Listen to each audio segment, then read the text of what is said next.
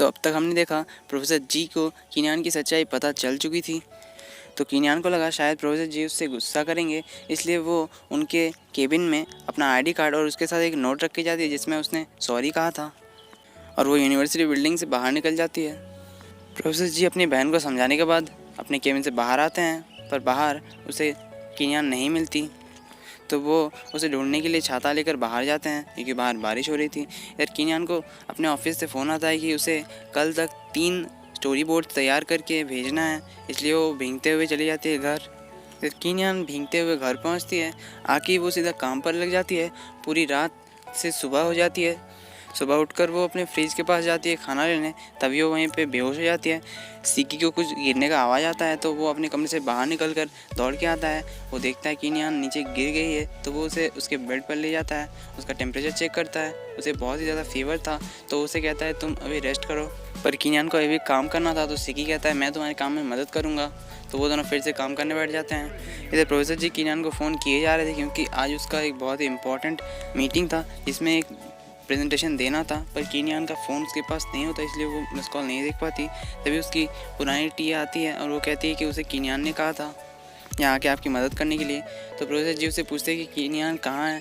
तो असिस्टेंट बताती है कि कीनियान ने तो जॉब छोड़ दिया। प्रेजेंटेशन से कुछ ही देर पहले प्रोफेसर जी को पता चलता है कि उसके जिस पेन ड्राइव में प्रेजेंटेशन था वो पेन ड्राइव काम नहीं कर रहा है। तो वो उसे कहता है कीनियान को फ़ोन करने। कीनियान को प्रोफेसर जी की असिस्टेंट का फ़ोन आता है। कीनियान को वो बताती है कि पीपीटी फाइल में कुछ गड़बड़ी है, तो क्या तुम्हारे पास इसकी कोई कॉपी है। तो कीनियान बताती है कि उसके पास उस पीपीटी का आधा पार्ट उसके कंप्यूटर में है, तो वो बाकी का आधा पार्ट कंप्लीट करने लगती है। इधर की कहता है उसे दोपहर में कहीं जाना होगा, इसलिए वो उसकी और मदद नहीं कर सकता। फिर भी कीनियान प्रोफेसर जी का ही काम करने लग जाती है। फीवर होते हुए भी कीनियान प्रोफेसर जी के लिए वो पेन ड्राइव लेके जाती है। पेन ड्राइव देने के बाद वो जब वापस आ रही थी तब उसके कदम लड़खड़ा रहे थे। तो प्रोफेसर जी उसे देखते हैं। कीनियान गिरने ही वाली होती है, तो प्रोफेसर जी उसकी तरफ दौड़ने लगते हैं। अगले दिन में कीनियान हॉस्पिटल में अपनी आंखें खुलती है। उसके सामने वो प्रोफेसर जी को पाती है। वो उनसे पूछती है कि आप यहाँ कैसे, आपको तो प्रेजेंटेशन में होना चाहिए था। तो प्रोफेसर जी कहते हैं प्रेजेंटेशन को एक दिन के लिए पोस्टपोन कर दिया गया है। पर कीनियान को सच्चाई पता चल जाती है प्रोफेसर जी के पिछले असिस्टेंट से कि प्रोफेसर जी अपनी प्रेजेंटेशन को दूसरे टीचर को हैंडओवर करके उसे हॉस्पिटल ले गए थे। कीनियान को ये पता चलने पर बहुत ही ज़्यादा दुख होता है, तो प्रोफेसर जी से माफ़ी मांगते हैं। इसलिए तो प्रोफेसर जी कहते थे माफ़ी मांगने की कोई ज़रूरत नहीं है, तुमने भी अपनी तबीयत का ध्यान ना रखते हुए पहले मेरा काम किया, इसलिए मेरा भी तो ये फ़र्ज़ बनता है। जैसे तुमने डिसाइड किया कि तुम मेरी मदद करोगी, इसलिए मैंने भी डिसाइड किया कि मैं तुम्हारी मदद करूँगा, इसलिए तुम्हें गिल्टी फील करने की कोई ज़रूरत नहीं है। हॉस्पिटल से डिस्चार्ज होने के बाद प्रोफेसर जी और कीनियान बस स्टॉप आती है। प्रोफेसर जी कीनियान को दवाइयाँ टाइम पे लेने के लिए कहते हैं। कीनियान उन्हीं की तरफ देखते रह जाती है। उसका दिल बहुत ही तेज़ी से धड़कने लग जाता है। उसे समझ में नहीं आ रहा था कि उसका दिल क्यों इतना तेज़ी से धड़क रहा है। कीनियान शर्मा कर पीछे चली जाती है। पीछे उसे एक कॉमिक का पोस्टर दिखता है। कॉमिक का नाम था फ्लावर एंड रोमांस, लिखा था लू चिंगू ने। एंड लू चिंगू इस कहानी की दूसरी सेकंड फीमेल लीड है, जिसके बारे में थोड़ी देर में हमें पता चल जाएगा। कीनियान अपनी आंखें बंद करके अपनी फेवरेट चीज़ के बारे में सोचने लग जाती है, और इस बार उसे अपनी फेवरेट चीज़ दिखती है प्रोफेसर जी के साथ उसके बिताए गए स्वीट मोमेंट्स। उसे ये समझ में नहीं आ रहा था कि उसे ये सब क्यों दिख रहा है। तो ये बस आ जाती है। प्रोफेसर जी उसका हाथ पकड़कर उसे बस के अंदर ले जाते हैं। बस के एक झटके से कीनियान प्रोफेसर जी के बाहों में गिर जाती है। सभी लोग उनकी तरफ देखने लग जाते हैं। कीनियान यहाँ डायरेक्ट प्रोफेसर जी को प्रपोज कर देती है। बस में मौजूद सभी लोग उनकी तरफ देखने लग जाते हैं। प्रोफेसर जी कीनियान से कहते हैं कि क्या ये पब्लिकली करने वाला कोई अनाउंसमेंट है। तो कीनियान कहती है ठीक है, तो मैं आपसे थोड़ा अच्छे से और धीरे से पूछ रही हूँ, क्या मैं आपको पटा सकती हूँ। प्रोफेसर जी ये सुनकर कहते हैं क्या तुम सीरियस हो। तो कीनियान कहती है क्या मैं सीरियस नहीं लग रही हूँ। तो प्रोफेसर जी कहते हैं मैं इन सब मामलों को डील करने में अच्छा नहीं हूँ, इसलिए मैं अगले स्टॉप पर उतर जाऊँगा। तभी ड्राइवर अनाउंस करता है कि हमें ये बताते हुए बड़ी खेद हो रही है कि अगले स्टॉप पर हमारी बस जो है नहीं रुकेगी। अगर किसी को अपना लव कन्फेस करना है तो उसके पास 20 मिनट्स हैं। इसका मतलब ये था कि बस का ड्राइवर भी इनकी मदद कर रहा है। तो कीनियान अब प्रोफेसर जी से कहती है कि अब तो आपके पास टाइम है। प्रोफेसर जी कीनियान का हाथ पकड़कर उसे बस के सामने तरफ ले जाते हैं। सभी लोग उन्हें देखने के लिए उनके पीछे पीछे जाने लगते हैं। प्रोफेसर जी कीनियान से पूछते हैं कि तुम्हें मुझसे प्यार कब से हुआ। तो कीनियान कहती है बस अभी अभी। तो प्रोफेसर जी कहते हैं तुम्हारे प्यार को अभी 5 मिनट भी नहीं हुआ और तुम चाहती हो मैं इसका जवाब दूँ। तो कीनान कहती है कि अगर आपको ये टाइम कम लग रहा है तो मैं आपको ज़्यादा टाइम के लिए भी पसंद कर सकती हूँ, या फिर आप मुझे जवाब तब देना जब आपको लगे कि मैं आपके काबिल हो गई हूँ। प्रोफेसर जी कहते हैं मैं आप तुम्हें अभी जवाब देता हूँ। तो वो उसके थोड़े पास जाते हैं, उसके कान में जाके कहते हैं कि मुझे प्यार में कोई इंटरेस्ट ही नहीं है। कीनान कहती है मुझे पता है मैं अभी आपको नहीं पा सकती, पर मैं आपका पीछा इतना जल्दी नहीं छोड़ूंगी।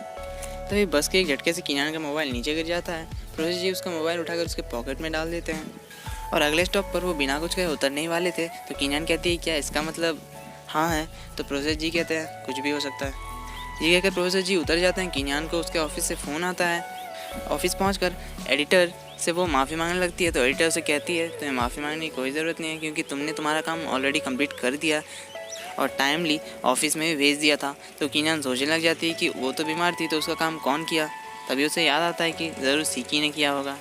कीनान को फ्रेश वर्क कॉम्पिटिशन में पार्टिसिपेट करने का मौका मिलता है।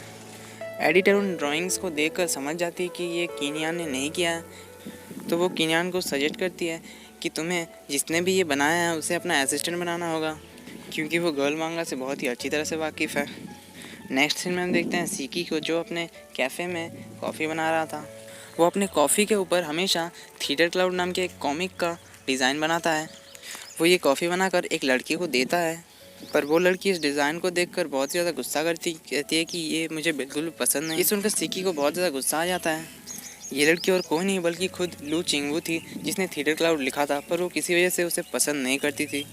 वो सीकी को कहती है कि ये कॉमिक बहुत ही पुरानी है और ओल्ड फैशन है, इसलिए इसका फैन फॉलोइंग ज़्यादा नहीं होगा।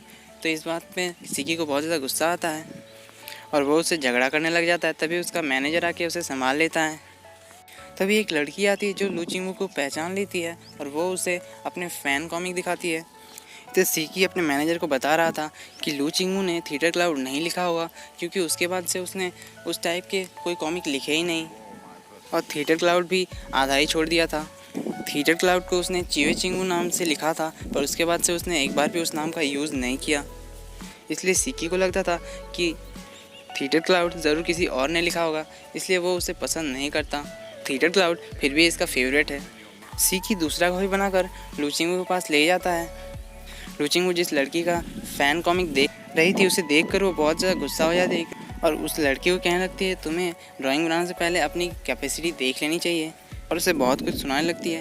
ये देखकर सीकी को और ज़्यादा गुस्सा आता है और वो उससे फिर उलझने आ जाता है। सीकी उससे कहता है कि तुम होती कौन हो उसे ऐसे कहने वाली। तो लू चिंगवू कहती है क्या तुम्हें पता है मैं कौन हूँ? तब वो अपना मास्क हटाती है। सीकी लू चिंगवू को देखकर शॉक हो जाता है और वो वहाँ से चली जाती है। सीकी उस लड़की को दिलासा देने आता है और उसे देखने के बाद उसे यकीन हो जाता है कि लू चिंगवू ने जो किया वो सही किया था। इधर कीनान अपनी एडिटर के साथ खाना खा रही थी और अपने प्रपोजल के बारे में उसे बता रही थी। तभी एडिटर कीनान के पॉकेट से टिश्यू निकालती है और टिश्यू के साथ उसे प्रोफेसर जी के ऑफिस का बिजनेस कार्ड मिलता है। कीनान तुरंत एडिटर के हाथ से उसे छीन लेती है और उसे देखने लग जाती है। उसे याद आता है कि शायद जब उसका मोबाइल गिरा था तब प्रोफेसर जी ने मोबाइल के साथ उसका बिजनेस कार्ड भी उसे दे दिया था। ये देखकर वो बहुत ही ज़्यादा खुश हो जाती है। उसे लगता है कि शायद प्रोफेसर जी भी उसे अपने पास रखना चाहते हैं।